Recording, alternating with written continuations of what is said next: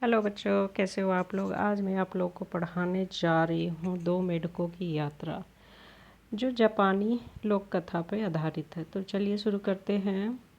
कई वर्ष पूर्व जापान में दो मेढक रहते थे। उनमें से एक मेढक ओसाका के पास एक खड़क में रहता था, जबकि दूसरा मेढक क्योटो के पास बहने वाली एक नदी में निवास करता था। एक दिन उस दोनों मेढकों के दिमाग में एक साथ एक विचार आया। उन्होंने सोचा, इस जगह पर रहते हुए हमें बहुत दिन हो गई है।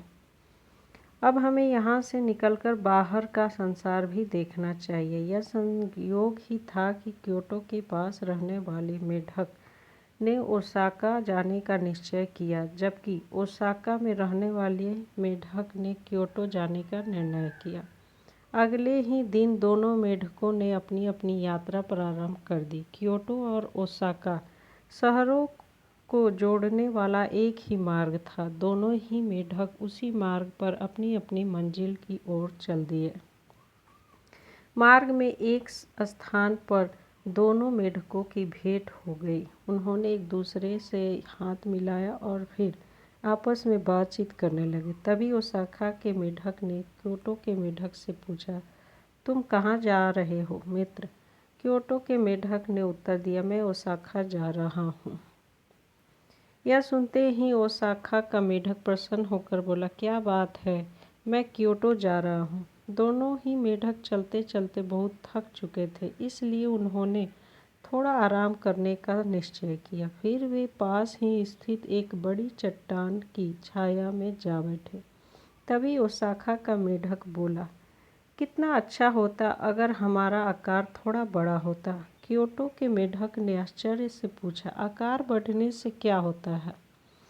ओसाका के मेढक ने उत्तर दिया, तब हम आसानी से किसी पहाड़ पर चढ़कर उन शहरों को देख लेते जहां हम जा रहे हैं। फिर हमें यह भी पता लग जाता कि वे शहर देखने लायक है भी या नहीं।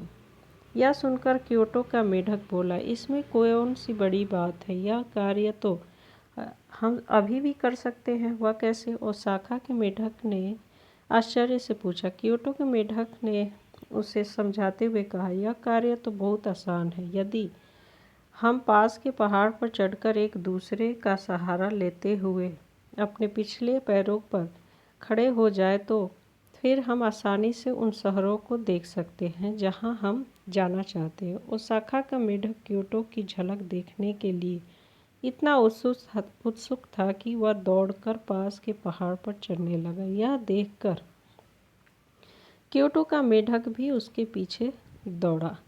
फिर वे दोनों उछलते उछलते पास में ही स्थित एक पहाड़ के शिखर पर जा पहुँचे।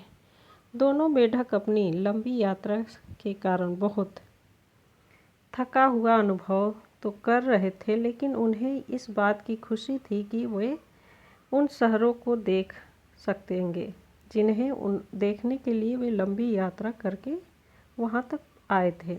पहाड़ के शिखर पर पहुंचने के बाद ओसाका के मेढक ने उछलकर अपने अगले पैरों को अपने मित्र के कंधे पर रख दिया। क्योटो के मेढक ने भी ऐसा ही किया। अब दोनों मेढक अपने पिछले पैरों पर खड़े थे और उनके अगले पैर एक दूसरे के कंधे पर थे।